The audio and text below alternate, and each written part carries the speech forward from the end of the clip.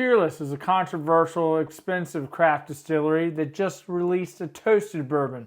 Is this a bottle that you need to be hunting for? Today we're going to find out.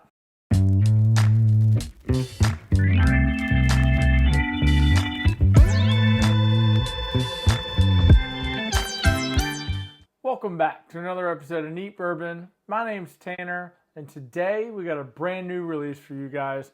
We've got the Peerless Toasted Bourbon. Now this bottle just came out in March of 2024, and I was able to pick this bottle up at the distillery the other week, so I imagine these bottles are still going to be hanging around. Obviously, this is a batch one. It's cask strength. All Peerless products are sweet mash. This bottle comes in at 111.1 proof, which is pretty cool for, a batch one to be all ones in the proof category. So this bottle was originally put into a level 3 char barrel, and then it was put into a secondary toasted barrel that had a lighter flame than a level 3 char flame, and that flame was lit for a more extended period of time as well. So overall, we're just trying to pull out, the warmer, sweeter notes, from the toasting process. Now, Peerless does have a double oaked bourbon, which is, had been really making some waves as of recently throughout the bourbon world. I've had it. I think it's fantastic. I've even had a double oak store pick. And holy smokes, that bottle was amazing. So I've been really trying to find one of those double oak store picks, but haven't been able to find one yet. So Peerless has been around since about 2015. That's when they started distilling their own whiskey, which is pretty cool because I have an 8-year cask strength rye. So this is, one of the first, barrels that they distilled. So that's pretty cool. So I want to give that bottle a shout out. Going to be doing a review on that soon. But anyways, on to the toasted. Whoa.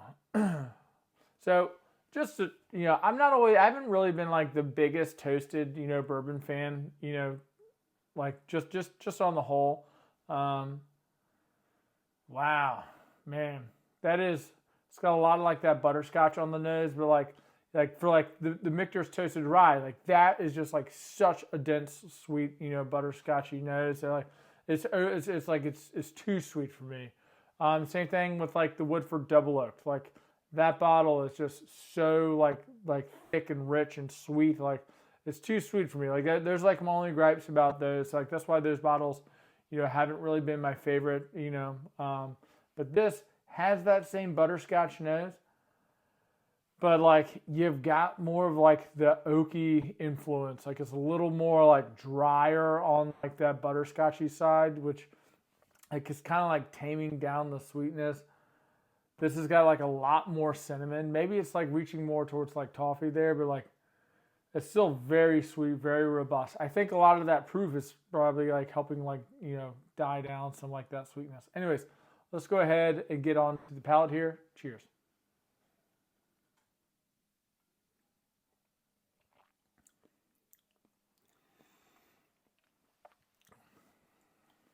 Oh. Man. So, before I say anything, I do want to say I picked this up at the distillery. It was $125. So like that's not a light price tag. It's nothing to sneeze at, especially for a craft distillery. And when I did ask them if they're going to be distributing these out, they said that they might, leave these as like distillery only for about like the first 8 months to a year. And then they said eventually it will start, seeping out into select markets. So that's just something to note.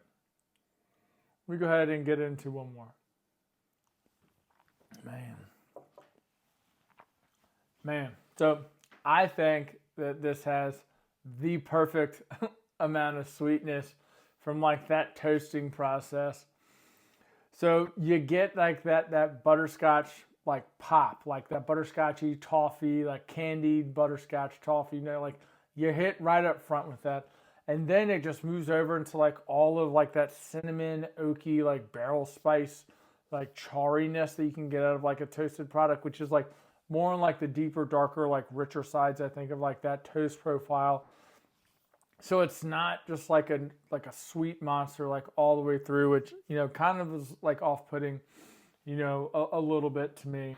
You just goes from like that rich, thick, toffee butterscotch over into so much of like a cinnamon, peppery, spice there, with definitely picking up some oak on that mid palate too. Anyways, let's go ahead and check out the finish.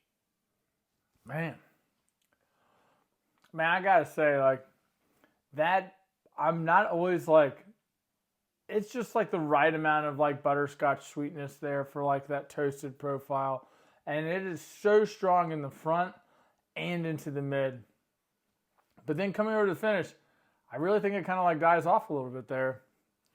Like the flavors are sticking around, but they just kind of like, it like punches you in the front, like elevates it over into the mid palate, and then it just kind of like dwindles off a little bit. I really wish the finish would be like a little bit longer, and this would be like, to me, like a legendary like toasted product. That finish kind of like, it stinks a little bit, but I mean, this nose is just incredible. Like there's so much butterscotch, like toffee with like that oaky spice there. You're getting a lot of cinnamon.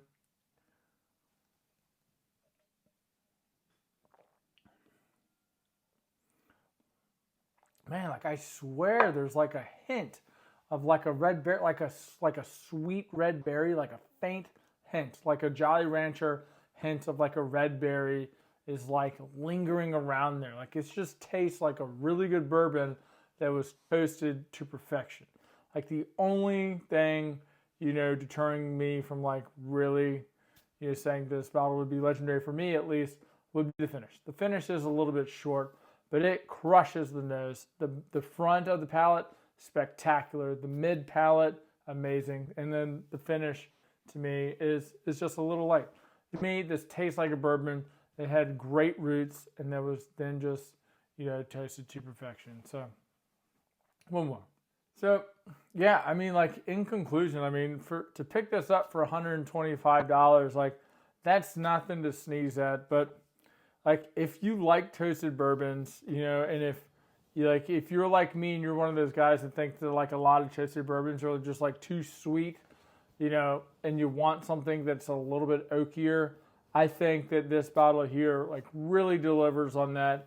And if I could buy another one of these, I would most certainly buy another one of these because I think this bottle is that good. There are not many toasted products out there that like I would sing their praises on, but I think this is one of them.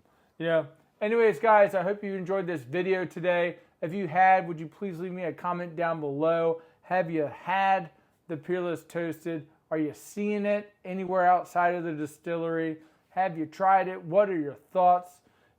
Love to hear from you guys. As always, this is Neat Bourbon. My name's Tanner. And pop the bottles and share the pours, and we'll see you in the next one.